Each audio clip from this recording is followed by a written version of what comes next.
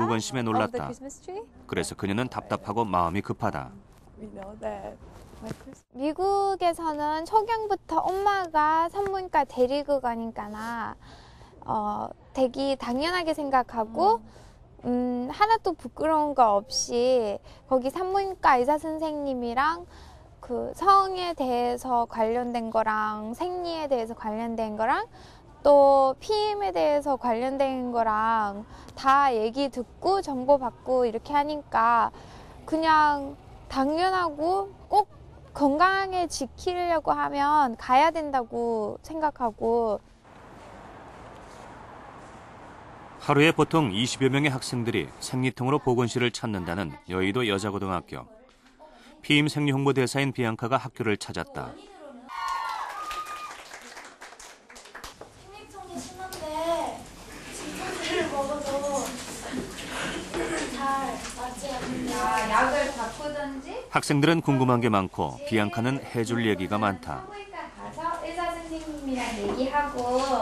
학생들 이렇게 보니까 나도 고등학교 생각나고 너무 귀엽고 다들 되게 지금 고등학교 1학년이니까 아직은 그 생리하고 그거에 대해서 많은 거를 아직까지는 배우지 못할 거라고 생각해서 많이 알려주고 싶고도 그래요. 강의와 상담에 이어 설문조사도 실시했다.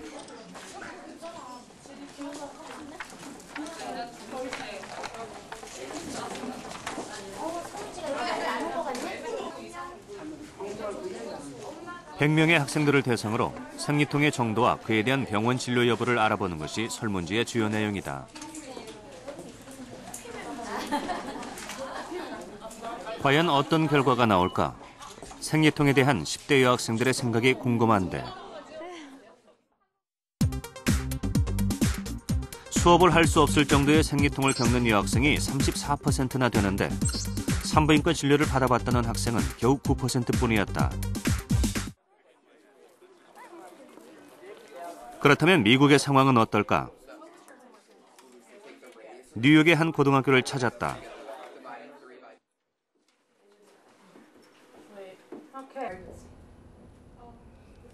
보건교사들은 학생의 건강기록 카드를 꼼꼼히 작성해 관리한다.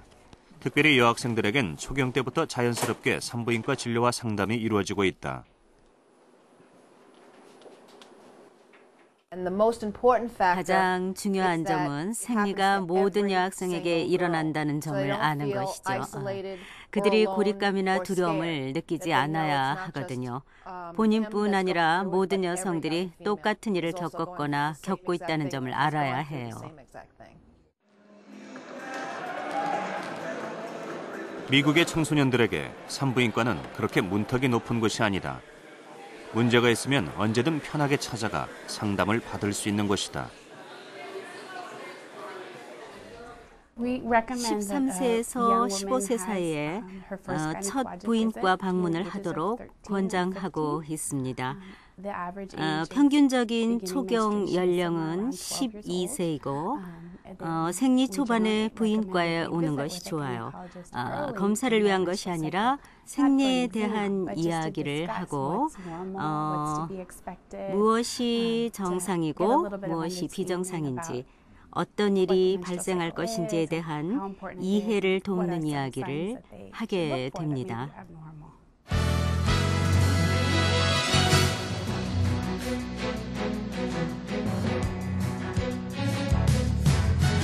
첫 번째 소식입니다. 생리통은 가임기 여성이라면 누구나 당연히 겪는 것으로 인식되고 있는데요. 최근 이런 생리통으로 인한 극도의 고통을 호소하는 여성들이 과거에 비해서 빠르게 늘어나고 현대 여성들의 생활 속 공포로 다가오고 있어서 사회적인 문제로까지 떠오르고 있습니다. 이 현실을 반영하듯 각종 드라마에서도 인기 소재로 등장해서 주목을 받고 있는데요. 지금부터 함께 보시죠. 아유, 야, 참지 말고 약 먹어. 재호야! 아니 뭐야? 아직도 옷도 안 입었어? 다음에 농구 보러 가면 안 될까? 얘 그날이야. 야, 아프면 얼마나 아프다고 그걸 못 참어. 야, 난 말이야 군대 있을 때 60kg 행군할 때 발톱 빠지고 묵직 남자들은 잡히고 도저히 이해하지 못한다. 군대, 생리통. 남자와 여자로 사는 세상엔 아무리 설명해도 이해할 수 없는 또 다른 군대와 생리통들이 있다. 두 번째 소식입니다. 생리통은 지금 자궁 건강이 위험하다는 적신호라는 사실 알고 계셨나요? 불임을 초래하는 자궁 내막증, 자궁 근종 등 수많은 여성 질환들이 극심한 생리통으로 그 증상을 나타내고 있는 건데요. 이를 무시하고 무조건 참아서 병을 키우는 여성들이 늘고 있습니다. 양정자 씨도 정확한 검진을 받아보기로 했다. 아프니까 지금 아무 생각도 안 나고 빨리 병원 가서 진료받아야 되겠다는 생각밖에 안 들어요, 지금. 생리를 시작한 지 올해로 10년. 원인도 모를 생리통은 그녀를 끊임없이 괴롭혀왔다.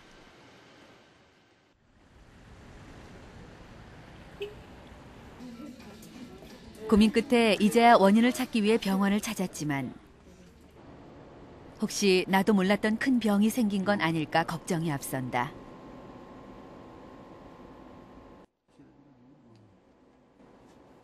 그 근종이라고 했었던 게 근종이 아니고 이렇게 자궁 근육 안에. 그런데 초음파 검사 결과는 생각보다 심각했다.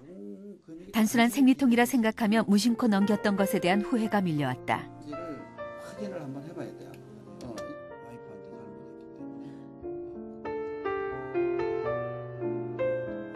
때문에. 통증도 자궁 부위가 심하게 압통을 느끼고 있고요. 또 난소 나팔관 쪽에서도 통증이 유발이 되는 걸 이제 진찰 소견에서 알 수 있었습니다.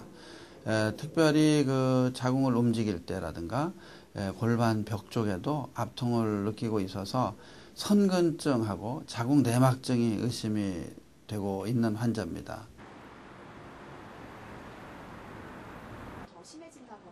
극심한 생리통으로 구토와 설사 증상까지 있었던 신문경 씨. 그녀의 몸에는 이상이 없는 것일까? 제작진은 신문경 씨에게도 정밀 검사를 제안했다. 오른쪽 난소, 왼쪽 난소는 정상이고요. 그런데 검사 결과 신문경 씨 역시 문제가 발견됐다. 바로 자궁 근종이었다. 왼쪽에 앞쪽 벽에 한 4cm 정도 되는 근종이 있고, 근데 자궁 안쪽 벽에 앞쪽 벽에 4cm 정도 되는 장막하 근종이 위치하고 있습니다. 그 외에는 다 정상 소견입니다. 자궁 근종은 자궁벽에 생기는 원인 모를 양성 종양으로 종양의 크기가 증가함에 따라 극심한 생리통뿐만 아니라 통증의 기간까지 길어진다.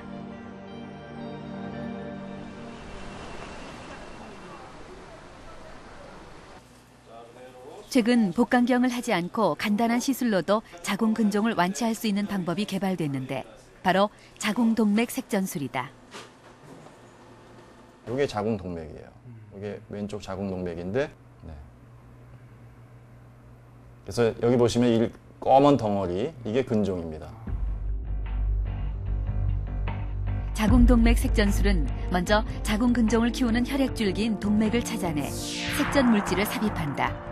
그러면 색전 물질이 자궁동맥을 차단해 근종을 퇴화시키게 되는데 복강경이 아닌 3에서 5mm의 얇은 관을 통해 이루어지기 때문에 시술법도 간단하다. 그래서 이 시술을 받고 나서 임신해서 다시 아이를 낳고 있는 그런 사례들이 많이 보고되고 있습니다. 그래서 옛날에는 임신에 대한 걱정, 그다음에 이걸 하게 되면 조기 폐경이 오지 않느냐 그런 걱정 때문에 많이 못했었는데 최근에는 그런 안정성에 대한 데이터들이 점점 많이 나옴으로써 그런 우려들이 점점 적어지고 있습니다.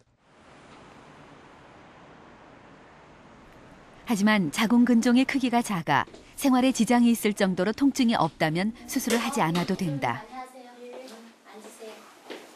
3년 전 자궁 근종 진단을 받은 이종희 씨도 발견 당시 근종의 크기가 1cm도 되지 않아 지금까지 정기 검진을 통해 관찰하며 치료를 받고 있다. 저번에 이제 초음파는 본지 지금 요 폐경 때까지도 큰 문제는 안 일으킬 가능성이 90% 이상은 되지만 그래도 혹시 모르니까 항상 규칙적으로 체크해요. 자궁 근종이 있었어요. 그래서 알고 있었는데 이 병원에 오기 전부터. 그래서 한 번씩 1년에 한 번씩 뭐 초음파도 해보고요. 암 검사도 해서 또 얼마나 잘하는지 그것도 항상 확인하고. 이야기 나온 뒤에는 그러니까 전체적으로 자연적으로 순환을 회복시켜주는 거니까. 그러나 젊은 여성들의 경우 근종이 잘 퍼지기 때문에